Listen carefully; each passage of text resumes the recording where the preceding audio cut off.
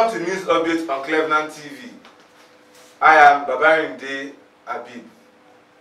Here is the headline for today. Flood in an area at Ijegun. Here are the details. There is a serious flood at Adebayo Street, Community Road, Ijegun in Alimosho local government area of Lagos State. The residents of the area were sober about the incident.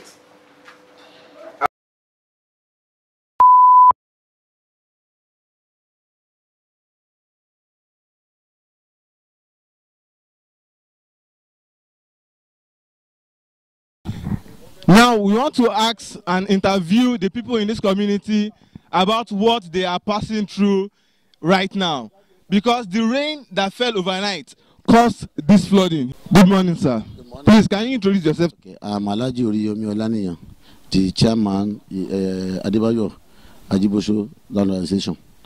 Okay. Please, sir, can you tell us about the flooding in this area, sir? The flooding in this area has been perennial, and we've been at it for the past 20 years. And we've written a lot of letters to the Ministry of Environment, Ministry of Rural Development. In fact, it got a stage that the Ministry of Environment sent their delegate, their engineer, to come and see the place. And they investigated. They found that the area has been flooded for years. And they promised to come to our aid. Since then, we've not seen anything. Even as last year, they still promised us that they will put our project into the budget. But up to now, there's nothing.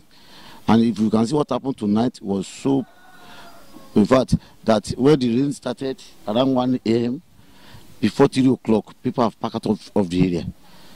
And even the only existing drainage here, art drainage that you are seeing now, is being dug by the community, which costs us over 2-3 million naira to do. But it's not enough to carry, because the water you are seeing here emanated from Abanaje Road, from Ibadan, Ijegun Road here, from Mercyland. And the only way the water can pass through is through Alabata Street to the canal at Iba. But unfortunately for us, the only drainage at Alabata is so small that cannot accommodate the water at once.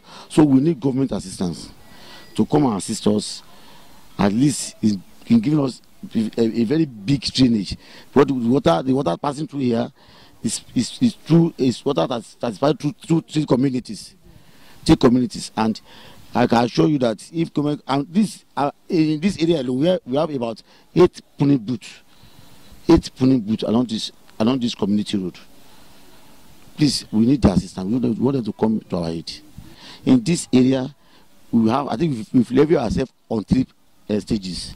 We will have one for erosion alone, in which all the landlords in this area contribute nothing less than 50,000 every year for the maintenance of this drainage.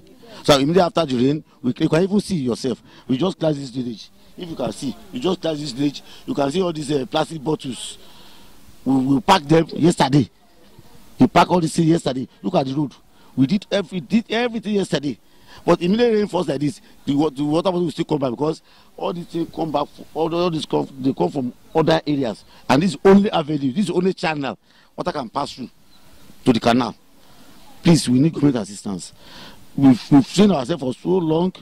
If you can see, for the past 1 month now, we've not experienced electricity, simply because somebody is just trying to be funny. We've contributed a lot of money. They are not coming to our aid.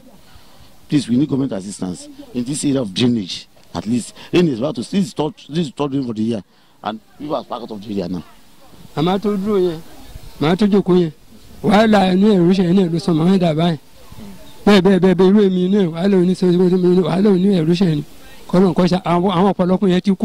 I will ask you, I need to be kept with tiny, and tight to to benefit. Our lawyers government Lagos government ni a sì ń ṣojúṣe wa Ọlọ́run kan ràn wá lọ́wọ́ Ọlọ́run kó ṣàánú wa so Ọlọ́run kó gbà ládàá government kan jọ kan ràn wá lọ́wọ́ torí àwọn èèyàn tí ẹ̀mí ń bọ́ Ọlọ́run kó ṣàánú wa. Ẹ ṣé púpọ̀ gan-an, a ti gbìyànjú ọ̀pọ̀lọpọ̀ àwọn ìgbésẹ̀ lórí àwọn ọ̀rọ̀ mi tó ń yọ wá lẹ́nu. A lọ sí government, a lọ sí state, a lọ sí local government. síbẹ̀ a sì ń retí ìrànlọ́wọ́ wa ni ìrànlọ́wọ́ wọn látọ̀dọ̀ wa wà ní gbogbo omi ó ti lé púpọ̀ àwọn ènìyàn jáde nínú ilé ìṣòro irú ọmọjú ènì nísìnyí ó wó àwọn fẹ́ǹsì ó tún já àwọn ilẹ̀kùn tó fi wọnú ilé kò sẹ́ni tó sùn mọ́jú inú ilé kún fún omi ọ̀pọ̀lọpọ̀ ló ti kó jáde a dẹ̀ ń gbìyànjú láti ṣe ẹ̀tọ́ wa fún ìjọba à ń fẹ́ kí gọ́ọ̀mẹ̀ntì kan wá ràn wá lọ́wọ́ torí ìyà yóò ti pọ̀ jù ìyà ọdọọdún ni lẹ́tà wa kan aláùsá tó pọ̀ rẹpẹtẹ wọ́n sọ fún apá àmọ́ bá a ṣe ni àti rí nǹkan kan tí wọ́n ṣe abẹ́yìn ìjọba abẹ́yìn iléeṣẹ́ tẹlifíṣàn yìí ẹ bá a sọ fún àwọn ìjọba kan wá ràn wá lọ́wọ́ ìyà tí ń jẹ ọ̀pọ̀lọpọ̀ jù àwọn àmọ́ àgbàlagbà àwọn èèyàn ti kú nítorí ọ̀rọ̀ ilẹ̀ omi tó ẹ pé ìrònú pa wọ́n àwọn tó ní hypertension wọ́n lè sùn tó jọba a little drop of water by òjò kékeré báyìí wàhálà ti so torí pé ibi yìí nìkan ṣoṣo lomi ń gbà wá omi ń wá látòkè bí láti bí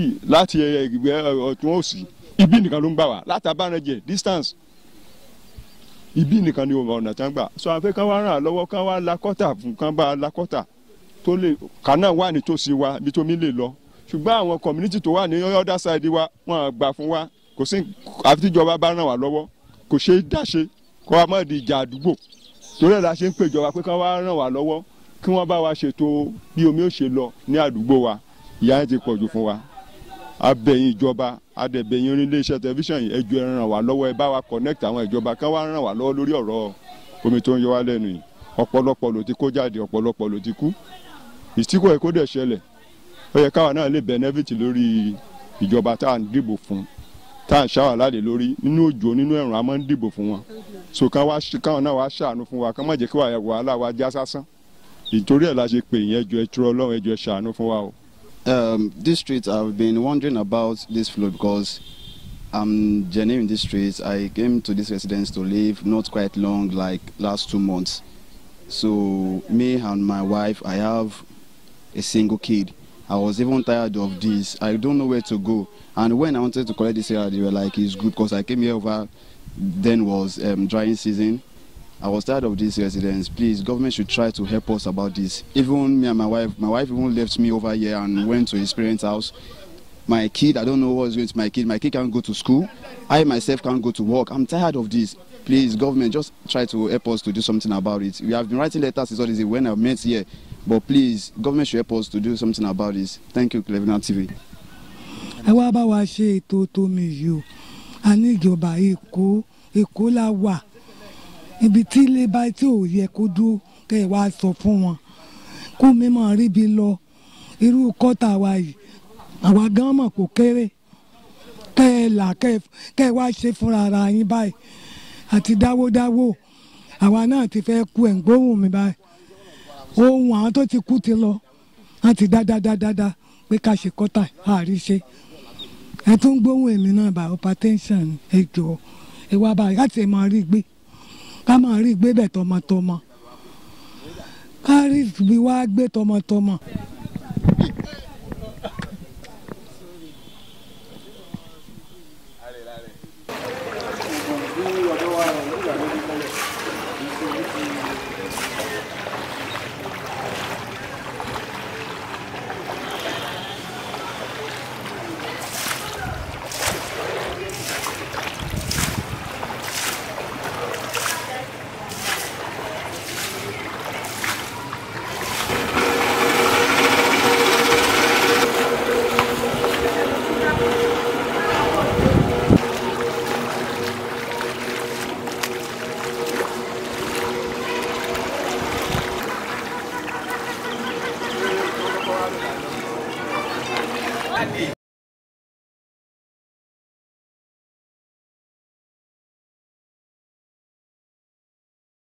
You can also see the problem people are facing due to the rainfall in their environment. They say it has been frequently happening like this, but they need government assistance for their rescue.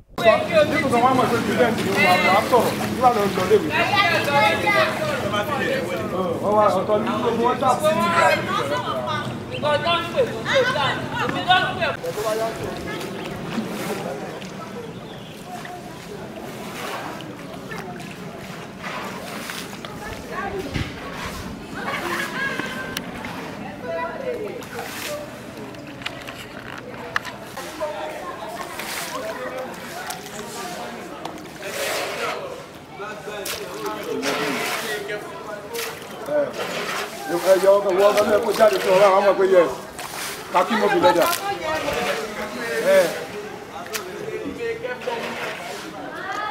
Pé kí ni ìsọ̀rí?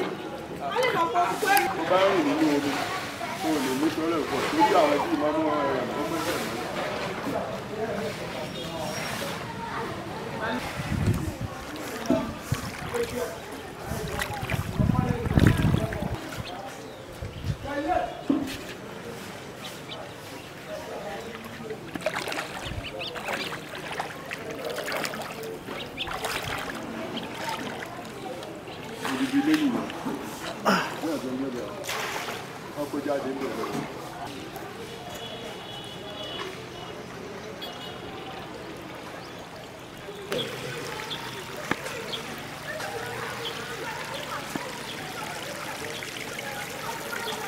Allez, pas la vie.